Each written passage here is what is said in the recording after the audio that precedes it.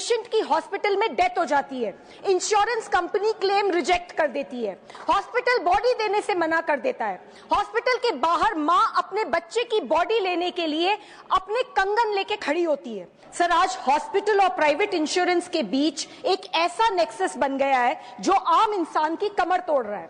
Sir, दूसरी ओर TV पे ads देखिए, इंश्योरेंस कंपनी सेलिब्रिटीज से प्रमोशन कराते हैं, मिनट्स में अप्रूवल दिखाते हैं, पॉलिसी साइन करवाते वक्त आप भगवान हो, उसके बाद आप सिर्फ हॉस्पिटल और इंश्योरेंस के बीच की एक टेनिस बॉल हो।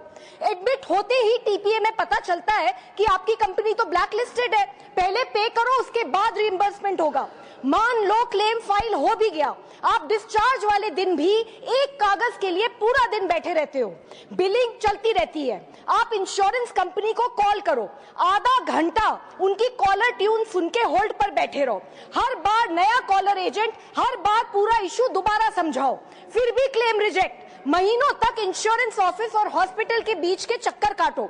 सर, इरडाई के मुताबिक 2024 में 26,000 करोड़ के इंश्योरेंस क्लेम्स रिजेक्ट हुए हैं, जो कि पिछले साल से लगभग 20% ज्यादा है। इस वजह से हर साल करोड़ों इंडियंस गरीब हो जाते हैं। आज देश के बड़े हॉस्पिटल्स और इंश्योरेंस कंपनीज ज्यादातर विदेशी प्राइवेट इक्विटी ने खरीद ली हैं। Hospitals deliberately bills policy limit के हिसाब से बढ़ाते हैं। अगर पॉलिसी 10 लाख की है तो बिल भी 10 लाख का होगा, और अगर 5 लाख की है तो उसी बीमारी के इलाज का बिल 5 लाख का होगा। सर, फॉरेन प्राइवेट इक्विटी के लिए पेशेंट नहीं, रॉ मटेरियल है, जिससे उसको 3 से 5 साल के अंदर 25% रिटर्न्स कमाने ही है। सर, एक कंपनी जो ऑनलाइन इंश्योरेंस का आज 93% मार्केट शेयर होल्ड करती है, अब हॉस्पिटल्स में भी इन्वेस्ट कर रही है।